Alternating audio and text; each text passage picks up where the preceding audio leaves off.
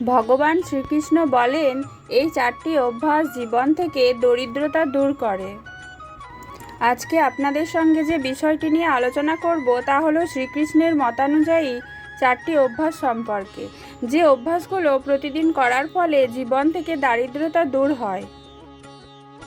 সুমন ব্যানার্জি 1801 চ্যানেলে আপনাদের সবাইকে জানাই স্বাগত ও অনেক অনেক ভালোবাসা। যে কথাগুলি আমরা বারবার বলে থাকি বা যে বিষয়গুলি আমরা বারবার করে থাকি তাকেই আমাদের অভ্যাস বলা হয়। অভ্যাস 2 প্রকারের হয়, খারাপ অভ্যাস এবং ভালো অভ্যাস। আমাদের অভ্যাসগুলি আমাদের স্বাস্থ্য, আচার আচরণ, খাওয়া দাওয়া, ব্যবহার প্রভৃতি বিষয়গুলির উপর ব্যাপকভাবে প্রভাব ফেলে। এর সাথে আমাদের ভাগ্যও এই অভ্যাসের দ্বারা প্রভাবিত হয়। আমাদের অভ্যাসগুলো যদি ভালো হয় তাহলে নিশ্চিত রূপে আমাদের জীবনে উন্নতি হবে, আর আমাদের জীবনেও এটার একটা পজিটিভ প্রভাব পড়বে।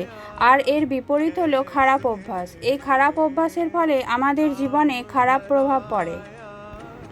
আমরা সকলেই আমাদের আরাধ্য দেবদেবীর মনোযোগ সহকারে পূজা অর্চনা করার চেষ্টা করি এবং সবসময় তার কৃপাদৃষ্টি যেন আমাদের উপর থাকে সেই আশায় থাকি।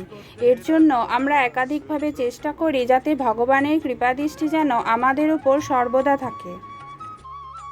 কিন্তু বর্তমানের এই জীবনে আমরা একাধিক কারণে ব্যতিব্যস্ত থাকায় পূজা পাঠের জন্য অতিরিক্ত সময় বার করতে পারি না, আর এই বিষয়টির দুঃখই আমাদের মনে সবসময় হয়। কিন্তু ঈশ্বর কখনো বেশি পরিমাণে পূজা অর্চনা করলে কিংবা অধিক মাত্রায় উপবাস করলে প্রসন্ন হন না, বরং আমাদের ভালো অভ্যাস, ভালো আচার আচরণ, ভালো কাজের ওপর নির্ভর করেই তিনি আমাদের উপর প্রসন্ন হন। আমরা যদি সৎ মনে ভগবানকে কাছ থেকে অনুভব করতে চাই তাহলে আমাদেরকে আমাদের জীবনের কিছু অভ্যাসগত পরিবর্তন অবশ্যই করতে হবে। কিছু ভালো অভ্যাসকে নিজের জীবনে অবশ্যই আনতে হবে। এরকমটা করার ফলে আপনি আপনার আরাধ্য দেবদেবীর কৃপা অবশ্যই পাবেন। আর যখন ভগবান আমাদের উপর প্রসন্ন হন তখন আমাদের জীবন সব রকমের আনন্দ ও খুশিতে ভরে ওঠে। এর প্রভাব আমাদের আর্থিক দিক থেকেও দেখা যায় এবং এর সাথেই পারিবারিক জীবনের সকল সমস্যার সমাধান হয়। এই কারণেই আজকে আপনাদের সঙ্গে আলোচনা করতে চলেছি ভগবান শ্রীকৃষ্ণ দ্বারা বলা 4টি অভ্যাস সম্পর্কে। এই অভ্যাসগুলো প্রতিনিয়ত করতে পারলে কেউ যদি জীবনে পূজাপাঠ করার সময় নাও পান, এই অভ্যাসগুলির ফলে তার জীবনে সুখ শান্তি নেমে আসবে। প্রথমত, ঈশ্বরের থেকে বড় কেউ নয়। এই জন্য ঘুম থেকে ওঠার পর আমাদের সবার প্রথমে নিজেদের আরাধ্য দেবদেবীর স্মরণ করা উচিত। আমাদের পরিবারের সুখ শান্তি ও সমৃদ্ধির জন্য আমাদের ওপর আমাদের কুলদেবতার কৃপাদৃষ্টি থাকা আবশ্যক।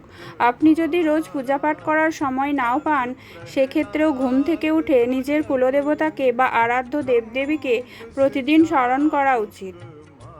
পরিবারের সকল সদস্যদের প্রতিদিন নিয়ম করে সকাল সন্ধ্যা কুলদেবতাকে স্মরণ করা উচিত। আর যদি বাড়িতে তুলসী মন্দির থাকে তাহলে তুলসী মন্দিরে রোজ অবশ্যই একটি প্রদীপ জ্বালানো আবশ্যক। এই একটি অভ্যাস প্রত্যেক দিন করলে আপনার পরিবারের ওপর আপনার কুলদেবতার আশীর্বাদ সবসময় থাকে। দ্বিতীয়ত, আমাদের ধর্মে এটা মানা হয় সকালবেলায় স্নান পর্ব না সেরে রান্নাঘরে প্রবেশ করা উচিত নয়, কিন্তু বর্তমান সময়ে অনেকেই এই বিষয়টি মেনে চলেন না। কারণ বর্তমান সময়ের পরিস্থিতি আগের থেকে অনেকটাই পরিবর্তন হয়ে গেছে, তাই অনেকে চাইলেও এই অভ্যাসটি করে উঠতে পারেন না। এই কারণেই স্নান করতে না পারলেও অন্তত সকালবেলায় হাত মুখ ধোয়ার পরে রান্নাঘরে প্রবেশ উচিত। রান্নাঘরে প্রবেশ করার পর ভাত বা অন্ন কিংবা কিছু রান্না করার আগে রান্নাঘরে উনুনের আগুনকে অর্থাৎ অগ্নিদেবকে অবশ্যই একবার প্রণাম করে নিন। এমনটা করার ফলে অগ্নিদেবের সাথে সাথে মাতা অন্নপূর্ণারও আশীর্বাদ পাওয়া যায়। এর সাথে এই বিষয়টিও মাথায় রাখবেন, কখনো অন্যের অপমান যেন না হয়। তৃতীয়ত, কিছু কথা এমনও রয়েছে যেগুলো যদি আমরা আমাদের অভ্যাসে পরিবর্তন করে নিতে পারি তবে আমরা ঈশ্বরকে প্রসন্ন করার সাথে সাথে আমাদের নিজের মনেও আনন্দ হয়ে থাকে এবং সন্তুষ্টির ভাবনা জেগে ওঠে আমাদের মনে। এর ফলে আমাদের জীবনে পজিটিভ এনার্জিগুলো বেড়ে ওঠে।